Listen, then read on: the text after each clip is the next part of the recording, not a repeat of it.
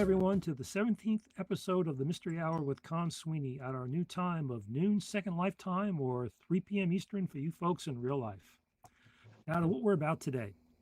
We're a monthly show based here in Second Life. We broadcast live from here on Facebook and YouTube every third Monday of the month at 12 p.m. Second Life time, or Pacific time, again for you folks in real life. We meet mystery authors and others from the publishing world to talk about books and the issues facing them today, from social and technological change. And there's certainly been a lot of those lately. I'd like to thank Draxter Dupre, host of the Second Life Book Club and the Drax Files Radio Hour, both broadcast from Second Life, for his original sponsorship and the use of Book Club Island when we first got started. I'd also like to thank Strawberry Linden and Brett Linden for their help in setting the show up. And finally, my eternal thanks to Becky Hansen and Isabel Charon for all their technical assistance in making this happen. Without you, it wouldn't have been possible. Now, our regular viewers may notice that we're no longer on Book Club Island. The reason being that there's a lot going on over there these days, and we're getting set up for our show was becoming a bit of an effort. So we've decided to set up our own studio, and here we are. Now, allow me to introduce today's guests, Callie Browning and Vera Chan, both award-winning contributing writers to the recent published anthology, Midnight Hour, featuring short mysteries from members of Crime Writers of Color. And also, I'd like to make a breaking news announcement here. We don't get to do those too often. That Amazon will be offering a $1.99 special on their Kindle for the entire month of February for Midnight Hour. And on March 24th, the Audible version will also be available. So mark your calendars. You can get it. And we have another first here today on the Mystery Hour. Callie is a resident of the Barbados and is our first guest participating from outside the 3-mile limit. Welcome, Callie. Vera has been with us before and is back to talk more about her life as a writer, as well as her work on Midnight Hour. Welcome back, Vera.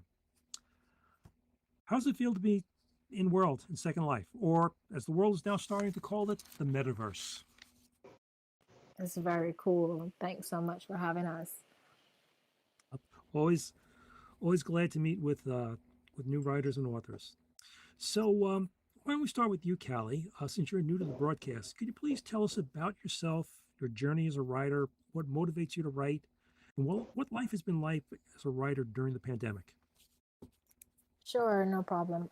So I always say that I am, above all else, a Bajan author. I'm also a foodie, so anybody who follows me on Instagram or any of my social media platforms, I'm always cooking something or showing people places that I love to eat and that type of thing. I primarily like to write historical fiction set in Barbados. So there's always lots of Bajan culture, Bajan history involved, which I really, really love. And I also, excuse me, I also love to showcase Caribbean culture as well. So that's primarily what I'm about. In terms of the pandemic has been a mixed bag for me in terms of writing. I've had these weird spurts where I would get a lot of writing done and I would get a lot of appearances and interviews done, and then other times when I feel like I'm just tapped out. So it's been a mixed bag. I don't know how else to describe it. I think that's probably how most of us would describe it. Many writers who we've had on the show and that I've talked to, they'll say, it's kind of nice to have several days without being bothered by people to write. But then when it comes to the social aspects of writing and publishing, they say that's where it really hurts. I haven't met anybody yet who said it's been a wonderful experience. So, Callie, was it difficult for you to get published in the United States while you're living in another country? Well, I don't find it is. I mean, the beautiful thing about the internet is that you have literally a world of options and opportunities out there. And once it comes down to you being able to educate yourself, once you're able to educate yourself and start the publishing process and the marketing process, then I think it's a fairly level playing field, even if you are outside of the US and the UK. Okay, good. How has the U.S. market received your stories based in Barbados? The U.S. market has been. I mean, it's been such an incredible experience. The U.S. market has fully, really embraced my books, and in a really a way that I never thought they would. Because, like I said, they're so Caribbean. I really thought that was. It may have been a bit of a culture shock or a taste thing where people may not have really accepted it, but for sure it has because I've been mentioned by a couple of fairly big names in terms of magazines like Yahoo and Oprah and In the Know and a few other publications as well. Also, many readers have requested that libraries carry my books as well, which is a great thing because I've always been a fan of libraries. So I love that people think that my book is important enough to take the time to make a request to ask the library to stock it. So for sure, in the Caribbean and in the U.S., I have found great alliances and great allies and great friends as well. So it's been wonderful. Great. Uh, when we finally get back to normal, which I personally feel we will, do you think it'll become part of the conference writers circuit up here in the U.S.? I would love to. I absolutely would. It would be great to really get out there because the irony is that I released my book in 2019, my first book. So, as you would know, 2019 was the last real Hmm. normal year we've had. So by the time it started to pick up steam and get noticed in the middle of 2020, everything, so many things had closed down and there weren't those opportunities to do a lot of the other things that I would have liked. So I am really looking forward to getting back out there. Well, not back out there, but getting out there in the first place. And doing all of these really fun conferences and retreats and everything that everyone else has really storied and made sound like so much fun. Well, great. Well, I hope we'll be seeing you up here in the States soon. Now, a Great. question for both you and Vera. How did you become aware of Crime Writers of Color, and how did Midnight Hour come to be through it? I could take a start at that. The Car Writers, well, I think it was during one of those episodes of Human Interaction. I believe that I was at one of those conferences and I just heard about it. Someone was talking about it, and again, although this book is not officially published by the Crime Writers of Color, of course, that's where in the forums we were able to have discussions about it, and that was led by Abby Vandiver.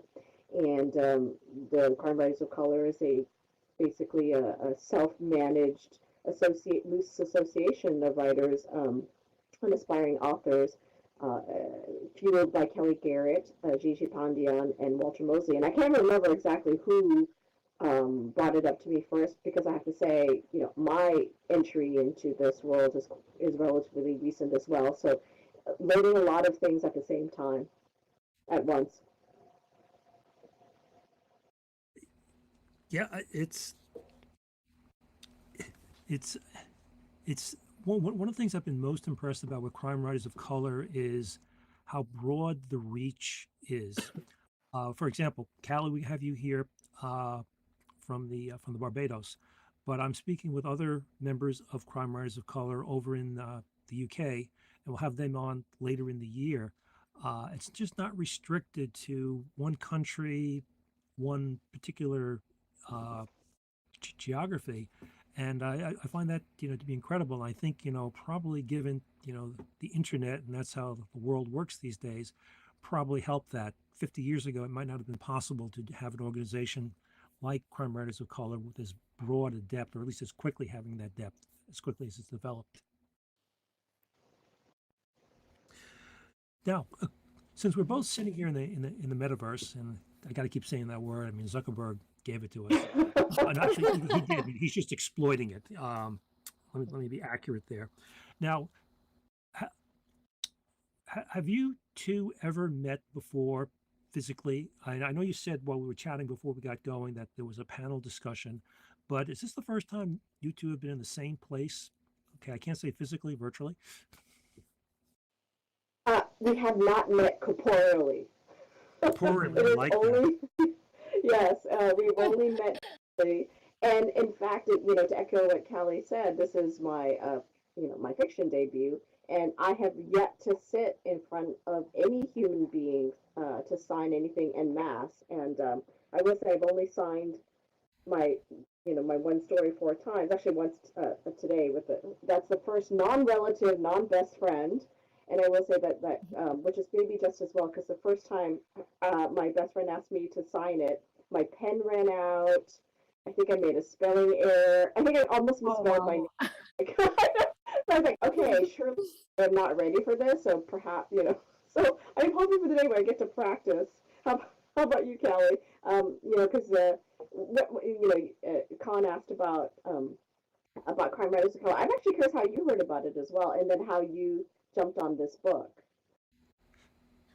Well, it goes way back. I met Abby years and years ago when I had put out my first novella, which I actually unpublished since then.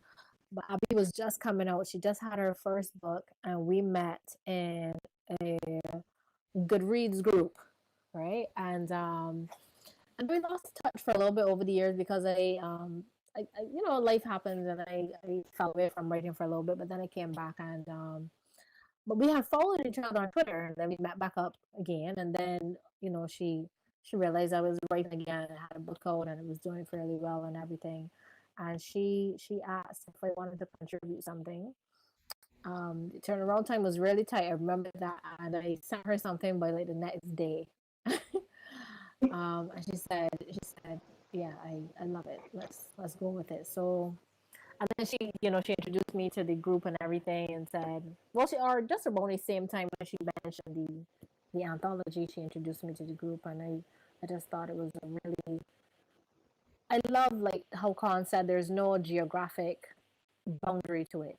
It's really just a place where anybody with who's an author of color who's interested in crime can come and really just showcase their work, which I really loved. So yeah, that's how I found out about the group and the project. For our audience, we're talking about Abby Van Diver, who's the editor of the anthology, The Midnight Hour. Unfortunately, she's not with us today, but she was on our last broadcast in November. And encourage you to pick up Midnight Hour, also her books, as well as our other two guests today.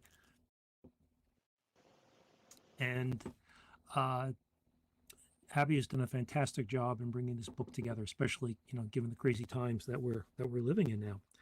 And talking about crazy times, what are the challenges being a writer during a pandemic? Put the question out to both of you. Callie, you want to go first? Sure, I could.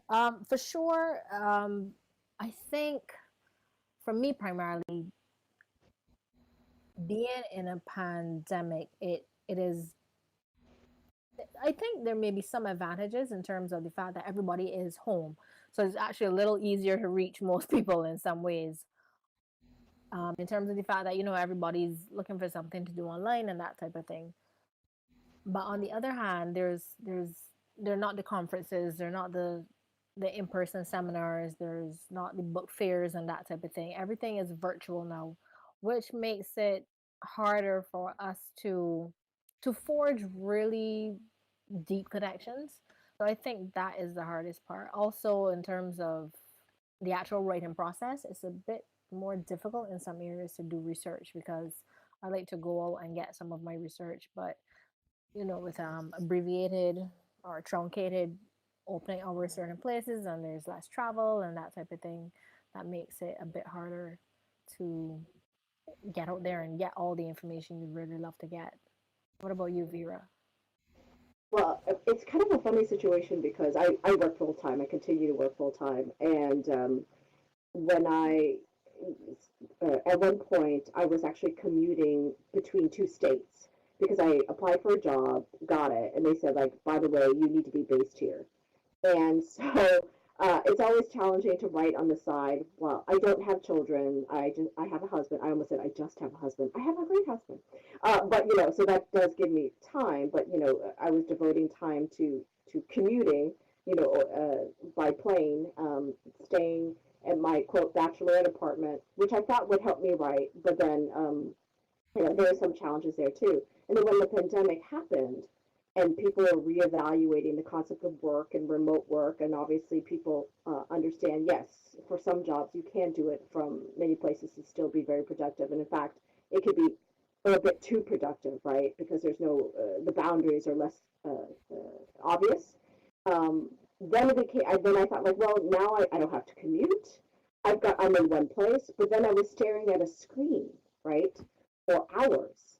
And the kind of face-to-face interactions you would have now, you have to do it through, you have to mitigate it through a screen. And so after the end of the day, you're like, I'm so tired, I can't take any more screen time, but I'm still sort of used to that. I haven't since I was a kid written stories by hand, right? I've tried the tablets, I've tried the nice pencils and everything. It's just very hard for me to do. But sometimes what has helped me, which is a bit odd, is that I made sure to get a kind of a software, it's Ulysses, that lets me type on the phone. And I never thought I could be able to write a story on the phone. But for some reason, at least like changing the size of the screen sometimes helps. Or at least I get to like not sit in the same place. I go someplace else and I can try to squeeze in some time. And the other thing that was a big effect on me is like I like to go to cafes and ignore human beings to write. It's a bit of a funny way for me to get, just be in the river of humanity, but yet not interact with them. And I could have enough real life white noise. And then when all the cafes closed down, it was hard for me to write, right? So it was even though I wasn't interacting with people. So the pandemic has affected the writing life in ways that I did not expect.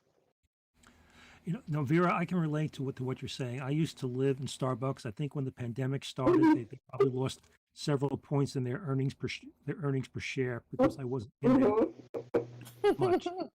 And like you, I can work in a Starbucks. I go in, I buy my coffee, maybe something to eat, grab a table, and I can just sit there for an hour or two. And I try to go off hours when there's not that many people, so it's easy to get at the table. But yeah, I know what you mean about being able to work with that white noise of the cafe behind you, and I and I miss it. Mm-hmm. And Yeah, yeah. sorry. No, no, I was agreeing with you. Yes, absolutely. Now I think I may have mentioned to both of you. One of my other functions in life is I sit on the board of directors of the New York chapter of Mystery Writers of America, and one of the major concerns we've had, as a matter of fact, it's kind of funny. I joined the board just before the pandemic was declared. We had one physical meeting, and it's all been Zoom ever since. But probably the biggest concern for the board and the chapter has been how do we help our writers during the pandemic? We used to have monthly meetings. We always had a good turnout. We had anywhere from 70 to 80 people on a regular basis. We had several social functions during the year. They throw a great holiday party in December. And let me tell you, for the folks in the audience, it's true. Writers do know how to party. Um, Well, in New York at least, right?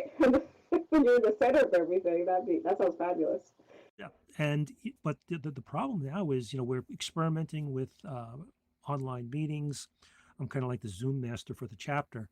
Uh, and we're thinking about maybe hybrid. And every time that we think we're just ready to go back in and start bringing people together, another letter of the Greek alphabet suddenly appears. I'm now up to Omicron. I never thought I'd be able to learn that many letters of that alphabet. Um, and some of my clients are writers, and I talk with them, and especially the ones who are stuck in Manhattan, where they're sitting in an apartment building, umpteen floors over the street, and they're talking about how half the stores in their neighborhood are closed, or shopping is difficult, the subways, which were problematic to begin with pre-pandemic, now they're cutting back on service because they don't have the crews. People are worried about social distancing. It's a tough time out there for writers, and especially with the conferences going. People just don't get the social interaction, and I've found over the years that writers are very social creatures. I mean, yeah, there's this image of the writer in the garret, writing away, scribbling into the night with a candle, but there's a very big social element to being a writer. Yeah, there is. You're absolutely right. Now, another social aspect of writing is when you're doing a group project like the anthology. What's the editorial process like to be a writer working with an editor? Is it a matter of you just give your submission and they say thanks and that's it, or is there give and take where you're really not hitting the theme, or could you do something else? Um, what's that like? Well, for me, because I'm self-published, uh, I don't have that. My social interaction comes a little bit more on the back end, in terms of, you do all the writing, you do all the editing, you do all the publishing, but in terms of the marketing part of it, I think maybe the self-published authors that I know, that we interact more with influencers and bookstagrammers and that kind of crowd. So I feel like we spend more time doing that, and maybe that is where the social stuff comes up a bit more. But I don't know for you, Vera, like how you manage with the traditional publishing part of it. Well, again, since I'm still in my agent is in the submission stage with me, I haven't gone through the kind of developmental editing, the professional editing, the copy editing, which probably has some echoes in the journalism world, which I'm more used to in the old days of newspapers, right? When you had to push out something every day or every week, and now for some people, and now for people on digital is every hour. Sorry. But I actually did live in a universe at a time, a moment in time where there was a newsroom infrastructure, and I know that there's similar in public houses, but cutbacks there as well. For this particular anthology, it was remarkably easy. It was a bit too easy. I was like, I turned it in and I didn't hear anything. It's like, is it okay? Should I change? Do I need to change anything? But it was remarkably smooth, and I think it's just because Abby did so much of it herself. And there was this moment where she released the draft to all of us so that we could all take a look at it, and and people who spotted things gave her feedback. So this was sort of a group edit moment, which was Sure. interesting. But I think this was a much smoother, and there wasn't the many levels of editing because, frankly, from what I've heard, right, it depends on, there's different, I don't want to say tiers of books, but there's different investment levels of resources that publishing houses are giving nowadays, right? This is what I've been hearing from everyone, and so are there certain types of best-selling authors that they'll spend time on? Although I will say, as a reader, sometimes you do read a best-selling author, and over time you realize, like, the editor is not reading it as closely as they used to. So it's interesting where that perfect, how they have to allocate their resources. Let me ask both of you a question. This one wasn't in the script, but I hope you don't mind. But what's it like when you finally see your name in print in a book and you're holding it in your hand? What's that feeling like? You want to go first, Vera, or? Well, again, because it's a contribution to a story, and here's the thing: because I have a humor novel, I'm trying to enter into a couple of genres, right? One is mystery, and one is just contemporary fiction. I decided I should use a different name, and but not too much. And so H.C. Chan. The reason why I use H.C. Chan is H.C. is actually my Chinese name, and when I was a newspaper reporter, my byline was Vera H dash C Chan, and I and so it's funny because I'm like, okay, that's my name, but kind of not my name. It's not the name that I go Mm. by every day, right? And I'll tell you a little bit more detail than you probably wanted. The only reason why I started even using HC in my byline because pre 9/11. So I was not born in the United States, but I came here when I was 6 months old. So essentially, American citizen almost from the get go. But I was trying to get my passport renewed, and because my name on my birth certificate was different than my driver's license, the passport person was like, okay, you have to go back and bring back 5 years of proof that you're you. And at the time, I was like, Oh. oh my God. Yeah. And I was like, what is this? I could be deported anytime. I was like, in my mind. And of course, I come back with all my, and I'm very anal. So I had banking statements and I had this and I had that. And I bring it back to the passport agency. And of course, it's a different person. They're looking at this pile of stuff they've given me, like, and gave it to me. But ever since then, I'm like, I putting in the HC. But interestingly enough, I have to go to court to legally change my name to add my birth name because I always went by Vera Chan. So yeah, Mhm. so that's a very long, complicated answer to say like it's great. It's great to see HC Chan in there, and I find it very funny to see HG Chan as well because of all the things I had to Mhm. go through in order to settle on that. You have my sympathies, Vera. Also, my passport right now is somewhere in the bowels of the U.S. Passport Agency. I'm just hoping that it shows up sooner or later Oh, back home. good luck.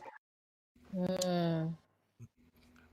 What about you, Yeah. Callie? What's it like when you first saw your name in print? I feel I felt a little bit of relief almost like you finally got to the end of the journey, and this was the physical manifestation of the late nights, the the moments of wanting to give up, the hours and hours and hours of research and everything else. It really was. It felt relieving. It felt unbelievable too in some ways. So, but yeah, it's good. I think I'm getting to it a little bit more now. So yeah, I'm really pleased with it. Good, good. Now, crime writers of color, how does that help you as authors? There's the feeling of community, being with other authors, uh, you know, being writers of color. Uh, let's be honest, it's not easy for people of color in this country. So, coming together, supporting one another. But are there other benefits to being in the group? Are there writer groups? Are there uh, e- editing, anything like that? I know the pandemic probably put a crimp in all the plans they had going forward. But how else is crime writers of color helping you as writers? It does share many of the characteristics, even though it's a more informal association. It does share the same characteristics of community in which, like, let me share the experience so that you know. Let me give you some tips. Let me give you some referrals.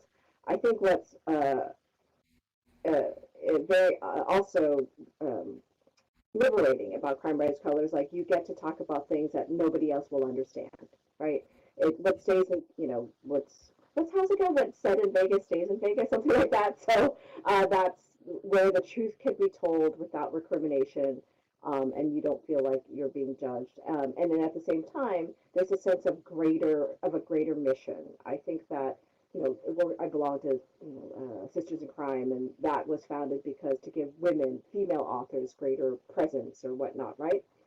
And I Hmm. think that that's the same kind of when you're part of something bigger, when you know that there are obstacles in your way that is may not be there because of talent, right? No lack of talent, that there are other infrastructural challenges to be addressed, and to know that there are brethren there who understand that and can go through it and can help navigate and Mm. perhaps united can go through accomplish something bigger. And I think that even the quote small things, the podcast, the newsletters, the website, the fact that it is a resource for other people who may not be of that community and may want to be helpful but feel like maybe embarrassed or don't want to put the burden on others, like tell me all the Asian American authors or whatnot, like and putting the work on someone else. They're like, there's a resource there, and I think that's where it really it's extremely beneficial in this, especially in this it's overdue, but especially now in this day and age where we're really paying attention to these issues in a more concentrated fashion. Good. Oh, wonderful. Callie, any Very any thoughts from you? I pretty much echo all of your sentiments for sure. There is so much that the group provides in terms of resources, hyping each other up, sharing each other's book launches.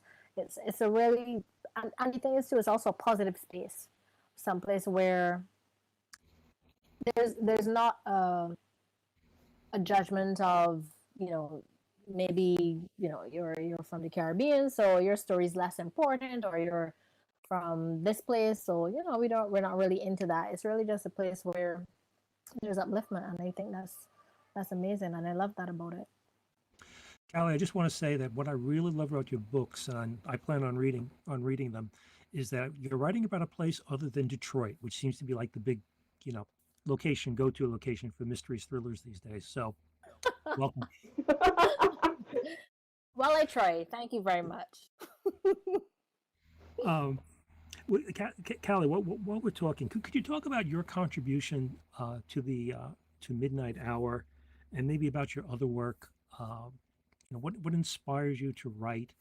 What brought you to writing mystery thrillers in the first place, as opposed to historical fiction or something else?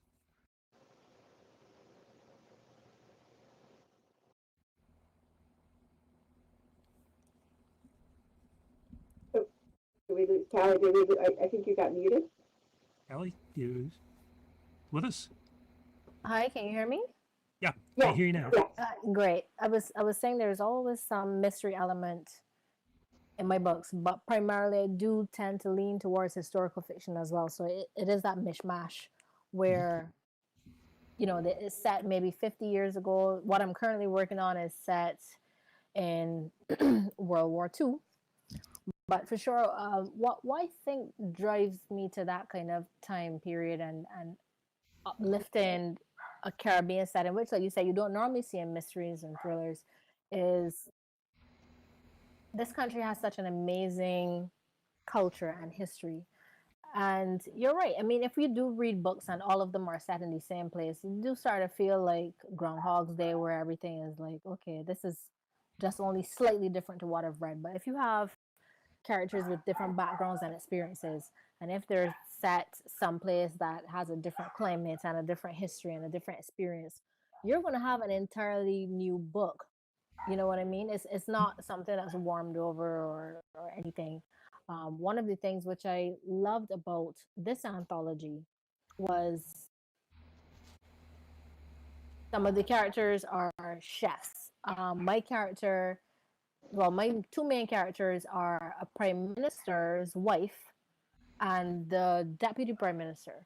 So, because I do tend to infuse a lot of politics and social themes into my books. So, I feel like that's one of the great things that I really, really like about this anthology, and that's what I like to put into my own work as well.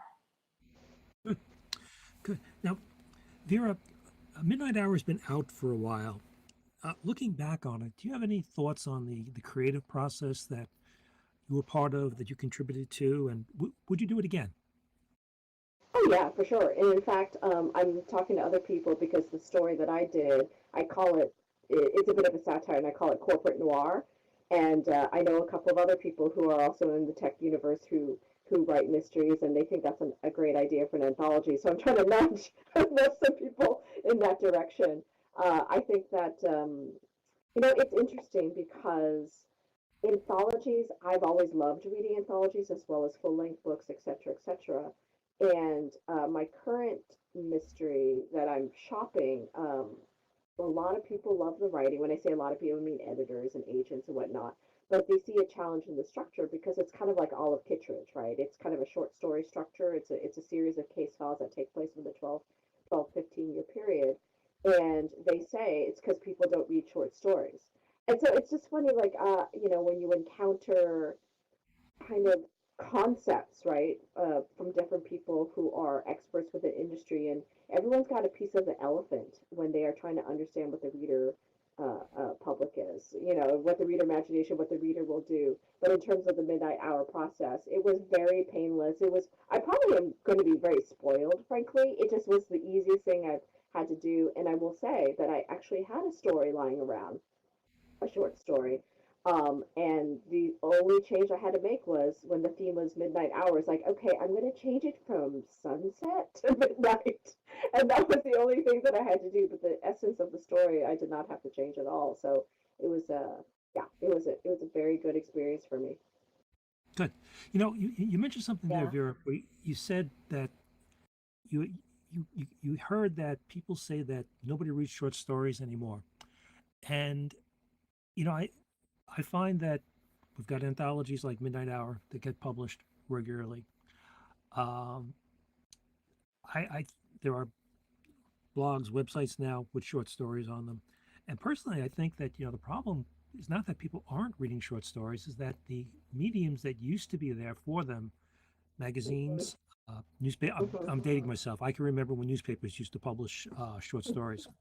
Uh, just Mm. aren't there like You they were used there when to Dickens be. was alive? I'm sorry. Sorry, just that's good. You were there when Dickens was alive? Oh, jeez. I had to say that. I just had to give kudos That's to okay. Charles. That's okay. That's okay. Um, but I think that the short story is still a viable form, especially now with the internet, and hopefully it'll come back. But Absolutely. I want to say one thing. Like there are so many outlets out there. Um, uh, it's a creator economy right now, as they call it. And there's things like Substack and Medium and et cetera, et cetera. Out there where people are publishing their essays and their works and their reports. Uh, at Flipboard, et cetera. I will tell you, inevitably, when you get a group of people who write and they are trying to do, you will see a big segment of that will be poetry. It will be not. It will be fiction. Like people will gravitate there, and they will want to share storytelling in all forms. And so, this is something that to me is quite obvious. And so, it's a bit of a challenge when I find that that is perceived as a stumbling block. Vera, in reviewing your website, you describe yourself as a pop anthropologist, and I love that term. What are your impressions about what's happening in the world of publishing today, uh, vis-a-vis Amazon and the other uh, online bookstores? We've got physical bookstores closing all over the place. E-readers are very popular. Traditional media, newspapers, magazines are going away, like we've said. Um, Getting book reviews is harder. What are your overall impressions as a pop anthropologist looking at this? So do we have an hour? Uh, well, okay. Let's. Take your time. I don't think things. I think things come in waves, in big revolutions, right? I see what's happening in the published industry is exactly mimicking what happened in the journalism world. There was a reporter named Ben Bektikian who became the dean at UC Berkeley Journalism School, and he wrote a book called The Media Monopoly, where he predicted that fewer and few the concentration of ownership of organizations of newsrooms of especially newspapers, and every time he had to reprint his book, he had to downsize his predictions from 12 to 5. Now we see this happening right in the book publishing industry. At the same time, you see technology trying to address the gaps, right? And I think that and this is what's happening in the journalism world, this will happen in the publishing world, is when they start to cross that bridge. Right now, it's almost like two separate, castles with giant moats surrounding them. And it seems like, oh no, what they do is different. It's like, no, it is information, it is storytelling, it is news, and how you tell the story in the manner in which you deliver the story. Yes, there will be nuances where the medium will affect the message, but in the end, you can leverage that. And so I'm hoping that the publishing houses will do so. I think that you brought up earlier about the pandemic and the challenges of Zoom meetings and whatnot. I see this as the same as Y2K in that it was a forcing function for people to adapt. And even though 2000 went into 2001 with minimal disruption, it was because people upgraded their computers and their infrastructure. And I'm hoping that the pandemic is making people who are normally certain types of who consume or sell or package information a certain type of way will look over and go like, oh, wow, TikTok kind of has a lot of people. Wow, there's a company called Cameo in which stars like sell greetings, and people will pay for that, right? There's something called Wattpad, which just sold itself, where it's a bunch of, a lot of 12-year-old girls go there, but plus 12-year-old girls, and it's kind of a $1 billion global business. And so there's no reason not to be able to leverage that. And by the way, bookstores came back. There was a series of huge, before Amazon, there was the complaints about Walden Books and Barnes and Noble, whatnot, and they said, and then some bookstores did close, but then many came back, and now there's nonprofit newspapers that are coming back, and so now the entrepreneurial instinct is coming because we're being enabled by this technology. So, in brief, I am very optimistic, but it will be painful. It will be painful as all get out as people try to understand which to invest in, and where to grow. And then we'll have this kind of, I think it'll be like a bulge on both ends with a squeezed middle, and hopefully that middle will fill up, and then people can just kind of, you know, come to an agreement that, that some of the rules need to be rewritten and perhaps shouldn't have been rules in the first place. Thank you. No, I agree. I think that there's a transformation taking place. Unfortunately, in that transformation, people are going to be affected. We're going to see journalists, people working in the publishing industry, losing their positions. And despite what some of our politicians may tell us, it's not that easy to retrain people to take somebody who's maybe for 30 years worked at a newspaper and say, hey, well, guess what? We're going to make you a blogger. Good luck there. So yeah, I think it's going to be an interesting road ahead of us as we go forward, which leads me to my next question for both of you. How difficult is it for writers to get started today? Callie, can I start with you, please? Sure. Writers have, I tell people all the time, I think there sometimes is a disconnect between the art of creating and the art of managing your creations. So, yes, it's easy enough to write a great book and write a great story, and even maybe to do some research and see what covers are trending in your niche and to put an entire package together. But the truth is that really is only about 20% of the process.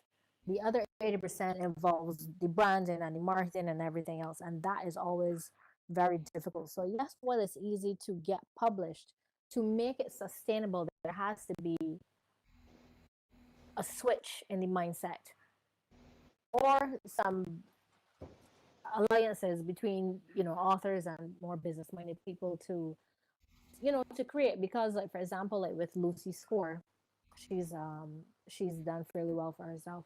Her husband manages her, and then there are a lot of other authors whose husbands are wives, like Mark Dawson, his wife assists him as well.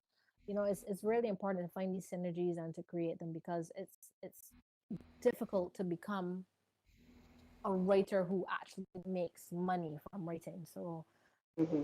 yeah, there's a lot of some different hats which you either have to wear and wear very well, or you have to find a way to outsource, the hats that you don't fit.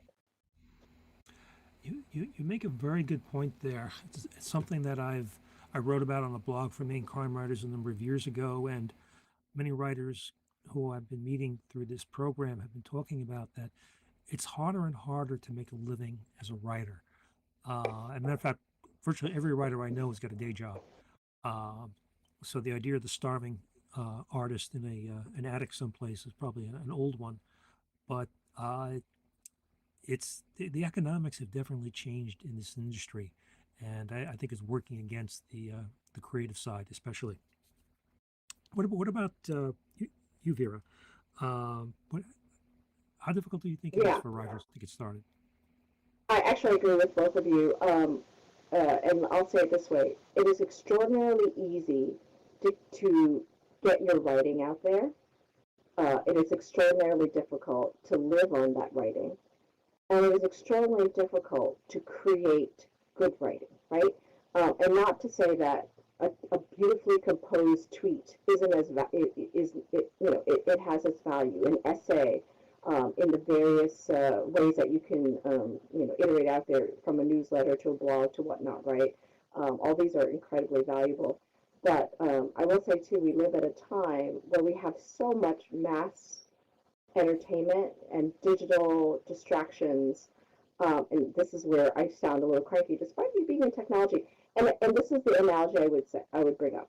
There is always the story of the kid who hurt himself or had polio or something like that, right? And had to be sequestered for months and by themselves. And they became an incredible talent. I think Robin Williams might have had like one of those backstories, right?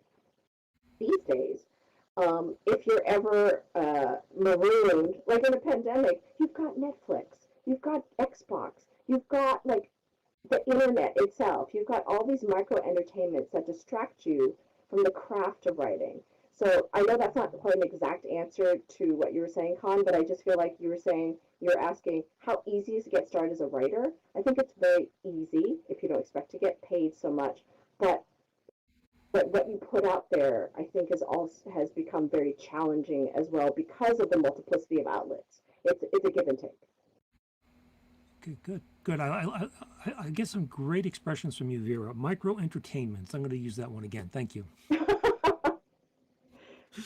Any advice from both of you for writers who are starting out or who are trying to get published today? For sure, I would say you have to truly commit to this in a in a very, very serious way. Um, there's no half measures with writing, I think. We were talking earlier about the possibility of you don't have to necessarily type, you could use voice to text, but there are hacks. But without a doubt, the time and the commitment and the effort and the creativity and ingenuity, you can't skimp on those. So I would say to any writer, you can do it once you're willing to commit in a very serious way. Thank you. Vera? I think that you need to know what you will be happy with. Are you going to be happy with not being able to do it all the time? What are the trade-offs you want to make? If you have to know yourself, like I hate to do marketing for myself. It's just like it's the most dreadful process you can imagine. So if I were to do Callie's thing, I would have to hire someone. I know I would. I could do it for someone else. I can't do it for myself. So I think it's just an examination of knowing that do you want it to be a business? And if you understand that it is a business, then yes, you have to commit and know yourself as to what you will really do and you really won't, right? And don't beat yourself up if you're like, oh, I hate to be on social media. Okay, fine. Then find another way to reach the audience because they're not always on. Your writing may not be the type of audiences on Twitter or Facebook or Instagram or whatnot. So you just have to find out who your followers would be. So it is a matter of just understanding who you are, what you're willing to put up with, and if you aren't willing to put up with that much, then accept it and then just try to find help if you can. Good. Thank you. Okay, as we're getting ready to come to the end here, but could you tell us about your future projects? What can we expect to see from you coming out next? You want to go first, Vera? Yeah, actually, you know what? My computer keeps wanting to go to sleep, so why don't you go first while I get my computer? Okay. Okay, no worries. That's fine. I'm currently working on a new book called Beneath the Sunlit Sea. It's set in World War II. It's more of a novella or novelette. I'm not sure. I haven't finished it yet, so I'm not sure what the length will be. Um, but that's going to be set during World War II, and it's going to chronicle the time when German U-boat bombed one of our bays down here. So it's something that I don't think a lot of people really know about, and I really wanted to go into it and put some characters into it and flesh it out and make it really exciting. So I'm excited about that. Sounds like it's gonna be a great read. Vera? So I am working on a parody, and it's funny because Callie is one of the history fiction author people types are stupendous because of the amount of work they have to do to make so many details precise. I think it's from me being a reporter, like, don't make me do more research. So I'm actually doing a parody in which is kind of like a Jan Ivanovich meets Ed McBain of this unincorporated area that has seen these killings where the presumed killer has given warnings in advance of these deaths in like horrible impenetrable business jargon, so that people didn't even know like these were really murders, or are they, or is it a troll? And I am creating like all these kinds of fake areas in Northern California, unincorporated areas. I'm re-envisioning law enforcement after the pandemic and post-social justice. There's all these things that are making it actually a tad difficult for myself, I have to say, instead of just telling a straight history. But so that I could like hit a lot of issues while, and I guess this is the nature of satire, right? is so many institutions of which to make fun. Sounds like another good one. I look forward to it, and hopefully both of you will come back when your books are out and tell us about them. So we're coming to the end of the program now, so I'd like to thank both my guests, Callie Browning and Vera Chan, for joining us today. I certainly found it to be very informative and always entertaining to hear about books that they're writing on and the worlds that they inhabit. Especially, Callie, you're our first guest from outside the 3 mile limit, and hope to see you and many more like you in the future. Same. I'm sorry. Looking forward to it for sure. Good. And to my audience, I'd like to thank you for joining us. Remember, you can see this on our YouTube channel, The Mystery Hour with Con Sweeney. We'll be back here next month with our next guest, also from Crime Writers of Color, Antoine Floyd. He'll be talking about his latest work. That'll be on September 21st. One point on the scheduling note, we're going to be a little bit later that day. It'll be at 2 p.m. Second Life Time or Pacific Standard Time. So we're going to end the live broadcast now.